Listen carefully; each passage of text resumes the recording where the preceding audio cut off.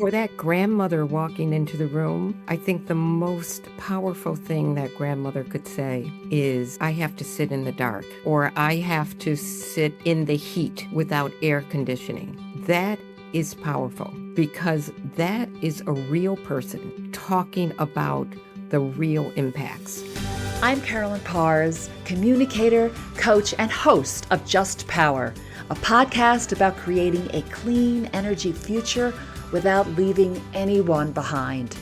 Join me as we explore the technologies, policies, and human stories that can make clean energy not just sustainable for our planet, but accessible for everyone.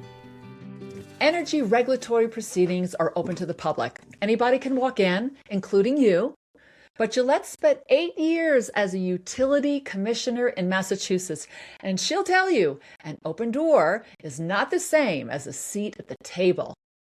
Welcome to Just Power. I'm Carolyn, and this is our series, Leading Through Energy Affordability, where I ask a central question: what do credible responses to this moment in energy affordability look like? My guest today is Jolette Westbrook, and she has a vantage point that is very rare. She sat on both sides of the table as a utility commissioner and now as a director and senior attorney of regulatory solutions at the Environmental Defense Fund, where she works to change what communities can actually bring into that room that sticks. So our conversation today is about who has a voice, who gets heard, and how regulators can build a more affordable and equitable energy system. So welcome, Jolette. Thank you very much. I am glad to be here because conversations like this are so important. We're in a very transitional stage in our energy development, and we need to make sure that people understand what is happening and how they can be heard. So thank you. Right on. Thank you for saying that. 8 years as a utility commissioner means that you presided over proceedings that were where community voices were unrepresented, right? Looking back, how often did the record you rule on actually reflect the people most affected by your decisions? That's a great question. And let me say that certainly throughout my career as a commissioner, and even before that as a hearing officer at the department, there were interveners who represented communities' environmental interests. So we did have some voices in the space. I will say that because of the energy transition, people are really paying much more attention. And because there are so many factors that are affecting people, it's great that there are more people involved. So the more, the better to make better records for decision makers. Yes, that is, that's so true, especially in this time because everything's changing, right? I mean, big changes that are going to have an impact for 5, 10, 30 years from now, right? So the more people, I'm talking to everyone here, more people that can let their voice be heard, right? The better, I believe, so that we can really build an energy system that works for everyone. So when a community member shows up without legal representation, right? Without technical expertise, without resources, right? To file, let's say, properly, what actually happens to their voice right now? Like, where does it go? It is different in every state. So I will primarily talk about Massachusetts because that is what I am most familiar with. So in Massachusetts, for example, there are public hearings that start a case. And at those public hearings, the public is invited to make comments. And those comments are heard by the staff who have been appointed to the case and any commissioners who are attending the meeting. That's one level of participation, but that is not the evidentiary record. The evidentiary record essentially is that piece um, of information that that allows the commission to make a legal decision. And that evidentiary record usually requires some sort of legal input. And that's where it can get complicated. Yeah, yeah. It's probably also case by case, that it happens because it's all everything is changing, right? And you're doing great work to help make that happen. And you described, right, when we had a prep call before this, right? And you described a grandmother sitting in the dark in her house during a heat wave and afraid to turn her AC on. And if she were to walk into a rate case proceeding, let's say tomorrow in Massachusetts, right? What would she honestly, what would she encounter? And what does that tell us about how far we still have to go, or maybe even how far we've already come? Yes, I think we have come a long way, but we still need to go a lot farther. Yeah. And for that grandmother walking into the room, I think the most powerful thing that grandmother could say is, I have to sit in the dark, or I have to sit in the heat without air conditioning. Hmm. That is powerful because that is a real person talking about the real impacts. And I think that's what community voices get to and why we want more of them in proceedings. It's because they bring an aspect that people who are not going through a particular situation, they just don't know. And I'm not saying that I'm not faulting them, but we all have different experiences. And we need to bring those experiences forward. Otherwise, they won't be heard. Yeah, so it's the lived experience, right? Like what's really happening for her in her life. Correct. Um, yeah, so important. So I want to bring up a report that you co-authored, right, called "Overly Impacted and Rarely Heard." First of all, I love that title. It's like it says exactly what it is, and it's very compelling. And in this report, it calls out residents, underserved residents that have been impacted by these agency decisions, and how they're really the least heard along the way in their proceedings. So we've we're so good at identifying the barriers of what's happening, but now dismantling it is a whole different thing, right? So in your view, Gillette, what would genuinely meaningful participation look like for those communities? What what does that mean, and what would it look like if you were successful right across the board? Let's just say in Massachusetts. Certainly. I think the first step is early participation.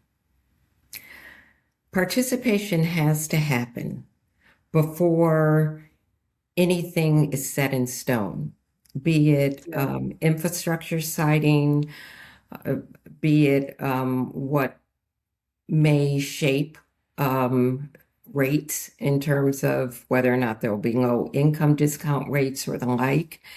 Early participation, it does a couple of things. One, it lets people know, and knowledge is power. If people don't know, how can they get involved?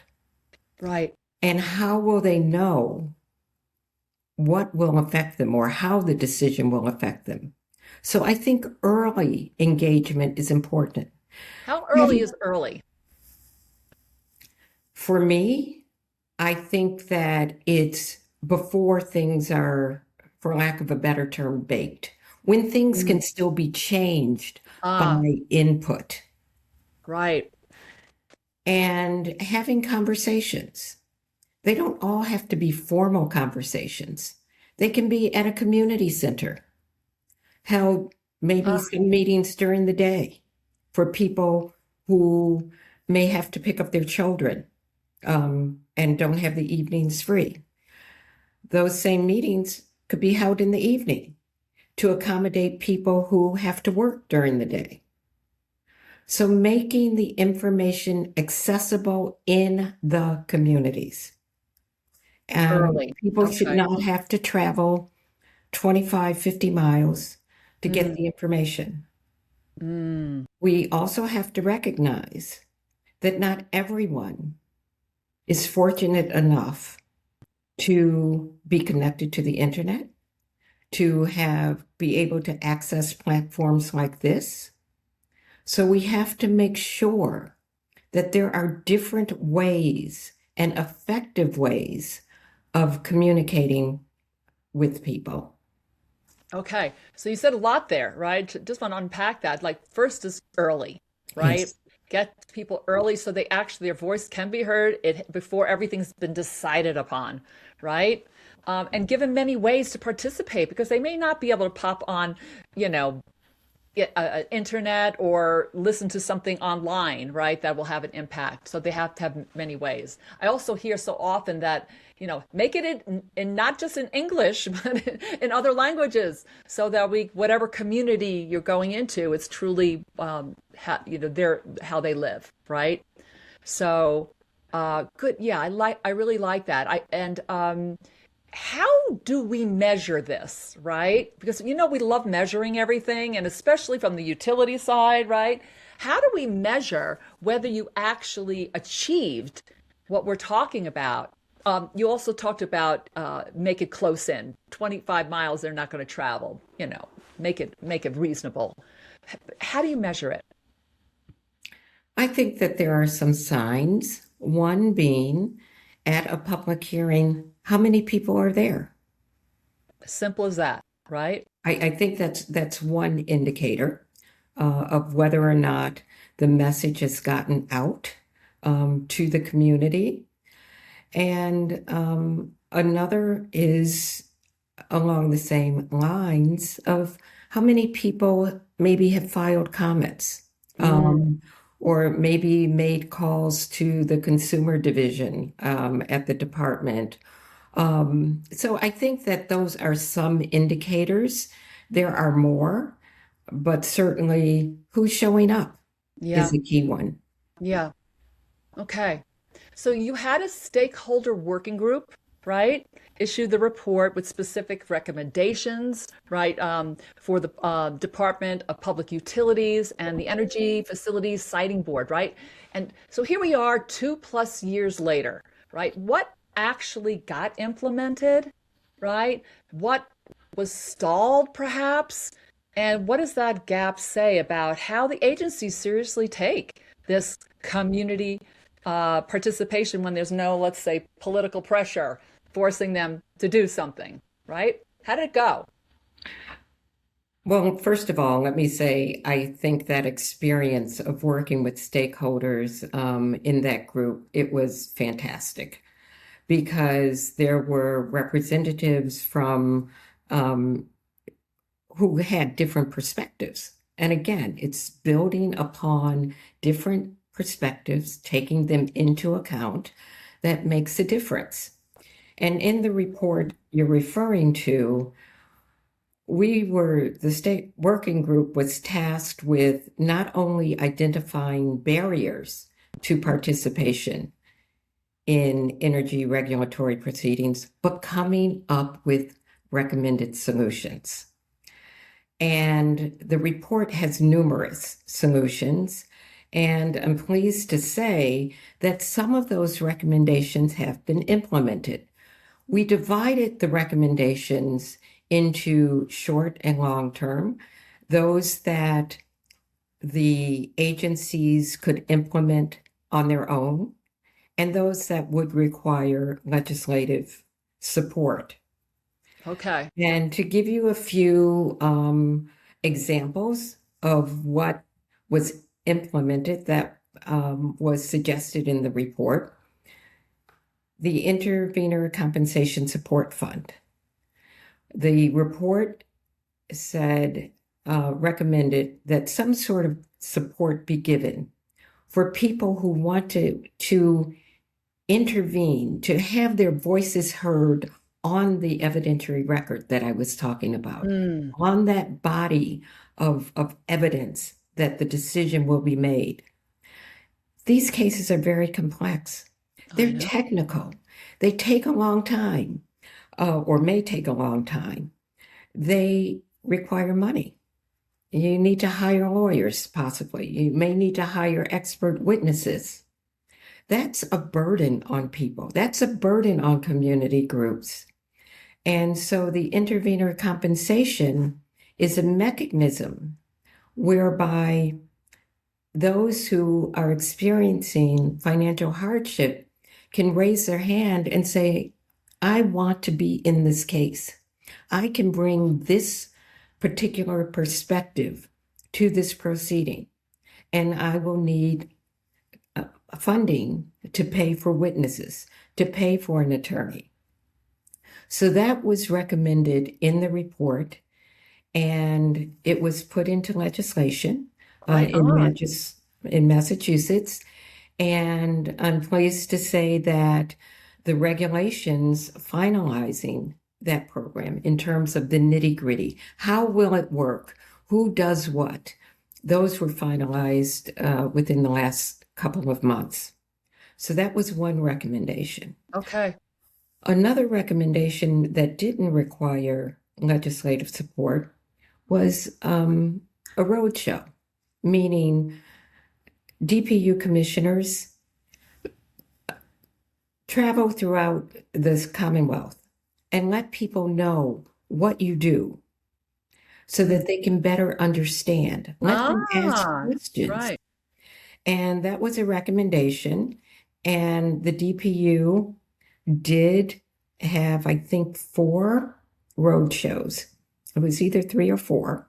And again, very helpful. And the other recommendation that was supported by legislation was to have a department within the DPU to help the public understand filing proceedings or procedures, to help the public really get involved. And that has been set up at the DPU. So within the DPU, right? The DPU, right, having a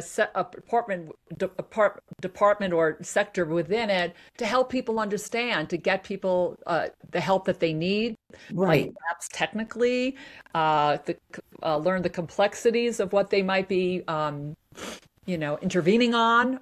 So all of that's pretty amazing. I've never heard of that. But I will say, I want to be clear, it doesn't that. Division does not offer any sort of legal advice. Okay. But they are able to answer questions, and they will be dealing with the intervenor compensation. And they can compensate for that as well. Okay. That's a breakthrough, I have to say. Absolutely. Yeah. And then also what you talked about at the beginning in terms of ensuring that notices are in languages other than English and address the needs of the community. Yeah. So that is being done. There are translators at hearings, at public meetings, and two-way translation. That's important. It's not only so that the regulators can hear the questions, but the people asking the questions need to hear the answers. Yeah. Yes. Yes. Yes, of course. Wow. How's it going? It's doing. Yeah. I, of course, would always like things to move much more quickly. But again, it's complicated. And I think sometimes it's easy for anyone to get overwhelmed by everything that's going on because they may hear snippets about one thing and then something else, then something else, then something else. How do we put all the pieces together so Hmm. that people understand, they understand what they can do, they understand the technology advancements that are happening that may Right. benefit them. There's a lot going on. And I think what EDF is trying to do through, and you may ask about this later, but I may just talk about it now, is there's a web page called Community Voices in Energy. And part of what that is intended to do is to provide information for advocates or for whomever wants to view that page or pages. It has resource materials. It will say, for example, in cases in Illinois and in Massachusetts, there have been instances where community experts have presented at hearings. Mm. And that's important because it puts the words, the person in front of the regulators. That's Mm. powerful. Yeah. Wow. I was going into that question, but before I have more around that. I just want to know also back to what got implemented, what didn't get implemented that maybe you're a little disappointed or, and maybe you haven't given up on yet, right? Is there anything that's like still on the table that's going, okay, we got this far, but we're really going for this. Well, that is a great question. And I am not thinking of anything major. I Okay. think another really important recommendation was to change the composition of the Energy Facility Siting Board, to put on that board a member who Mm. has experience with environmental justice issues. All right. That was done. I mean, these were some pretty big recommendations that have been adopted. Is it perfect? Is everything perfect? Absolutely not. But we are making progress. And whenever I have an opportunity to speak around at different meetings or conferences, I always try to raise the report overly impacted and rarely heard because it helps regulators see what can be done. Yeah.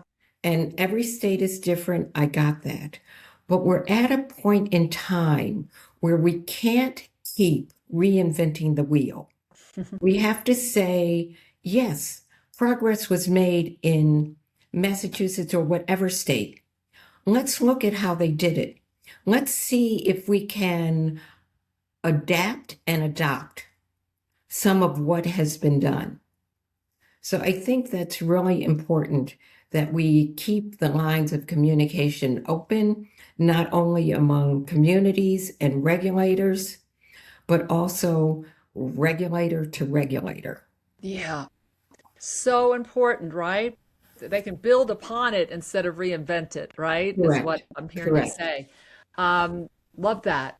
Uh, so EDF, right? Environmental Defense Funds has a community voices in energy model, right? That pairs community members with that technical and legal experts. Did I get that right? So that they can, when they do show up at a rate case or at a hearing, that they have some power behind them, right? Because a lot of times we're talking in that language, in that world. We're talking about data. We're talking about energy, engineers and their studies. So, tell me more about what EDF does there. Certainly. Well, Community Voices in Energy provides the platform. It provides the resources. Mm. Um, and so it doesn't necessarily say um, uh, Community X um, technical expert Y will help you.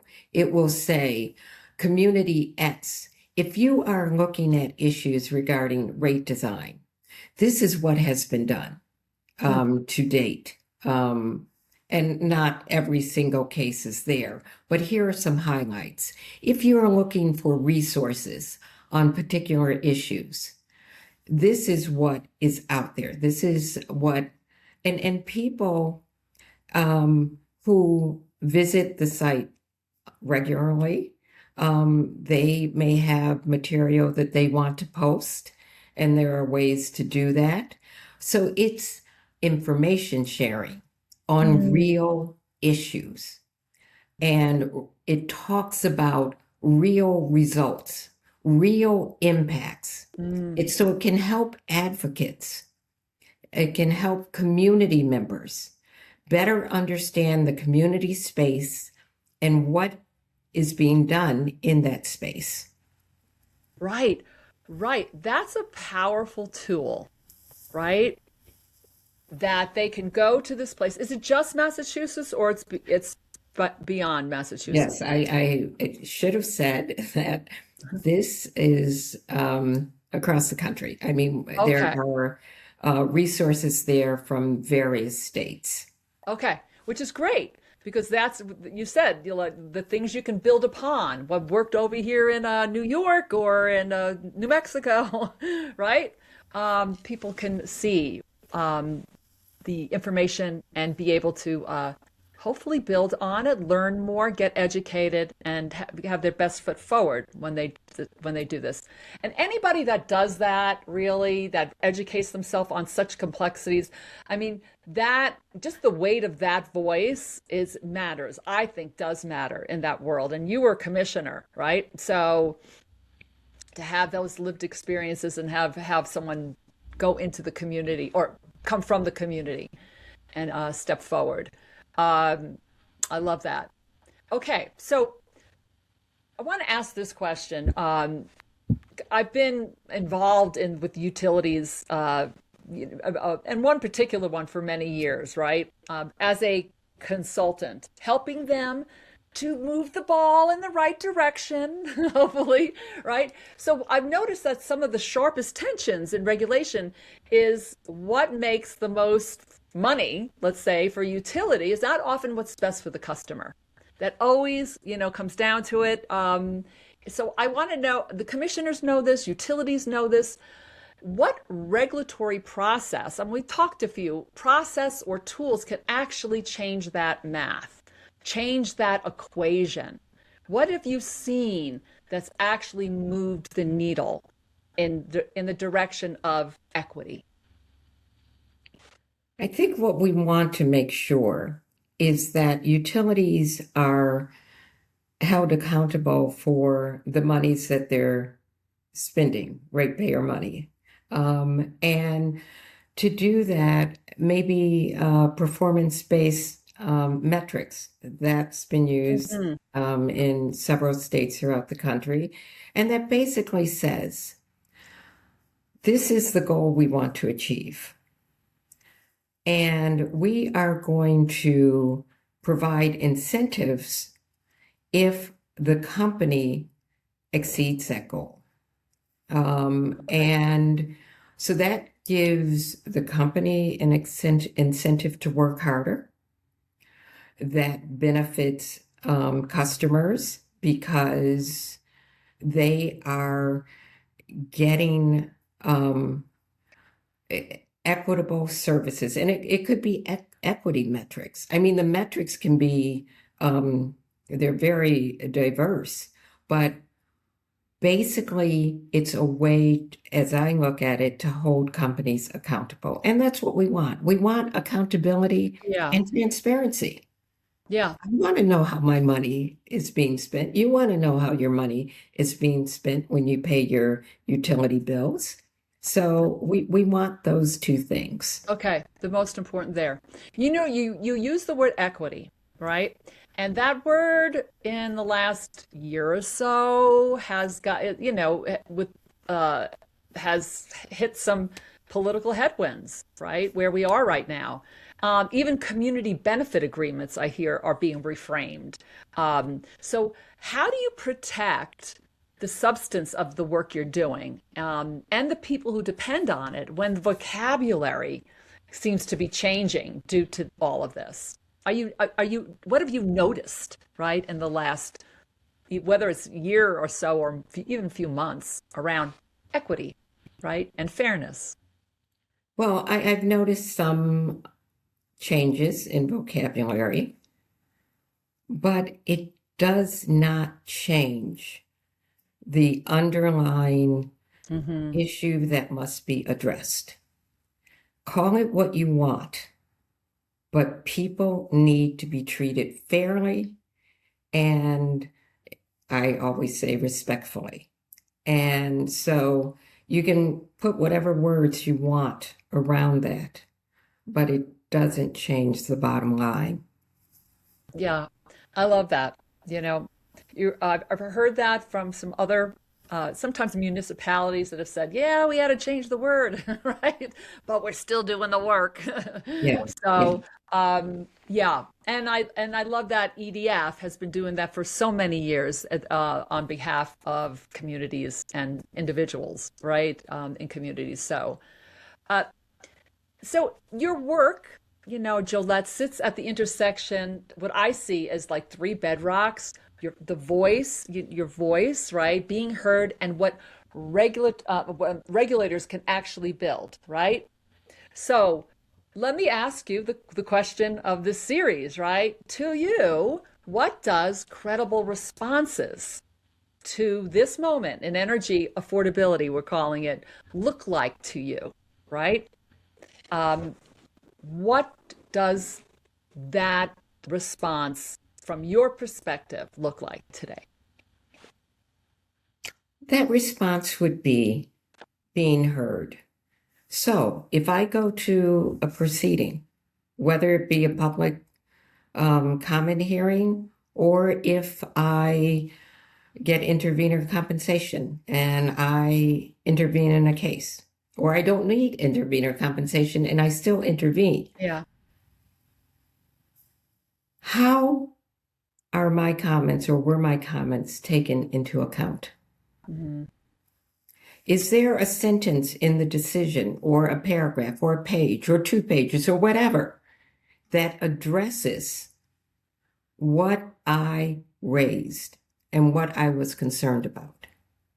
So knowing that I was heard, knowing how my concerns were addressed, I think that's really important. That's the key. That's the core, is what I'm hearing you Yes, say, right? yes, Having your voice be heard, right? yes, And having it matter, right? yes. And the outcomes. And knowing that it was heard.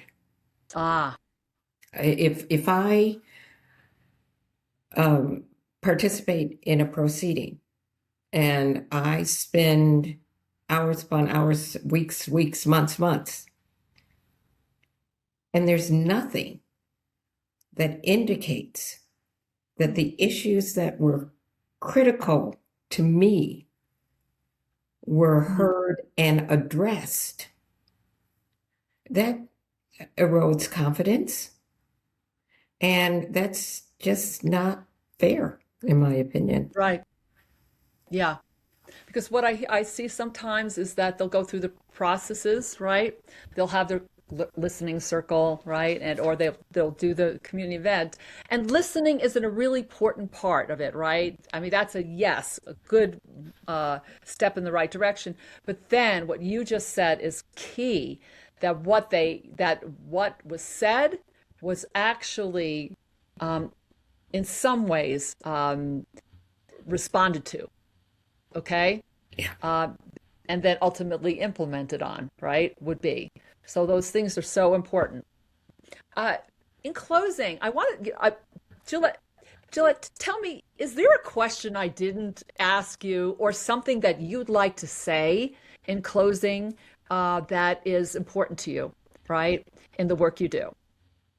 Well, first of all, I really appreciate, again, this opportunity just to talk about the real issues. Yeah. We are in a space right now where energy transition is happening. And we have to make sure that as it happens, that everyone has an opportunity to benefit from it. So we really need to look at benefits and make sure that we are tracking who is getting those benefits. And if we find deficiencies, correct them.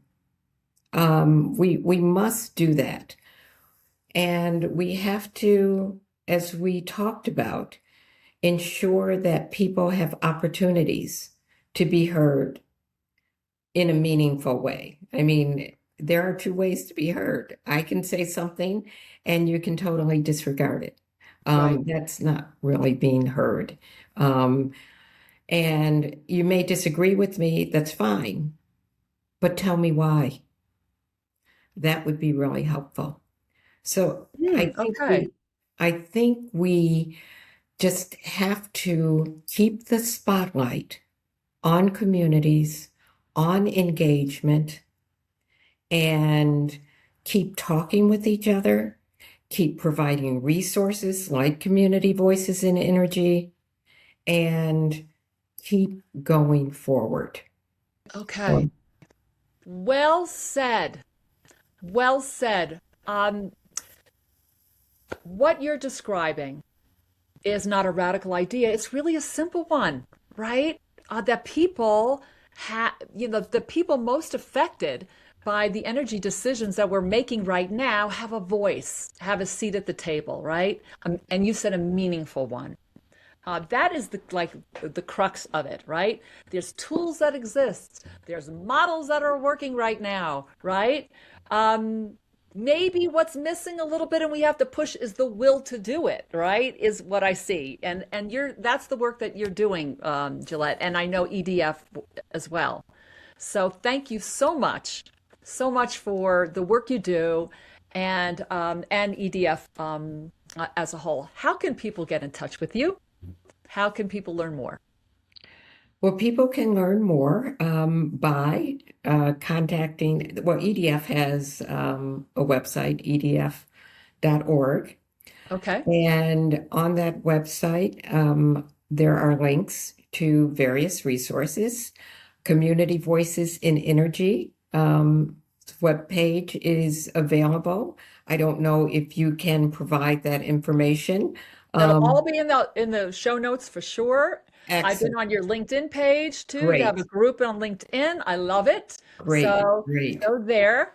Okay. And we encourage people to explore the materials available and reach out to the LinkedIn group and just get involved. Okay. We know what non-involvement looks like. We need involvement from communities, involvement from people who want to make a difference and who care.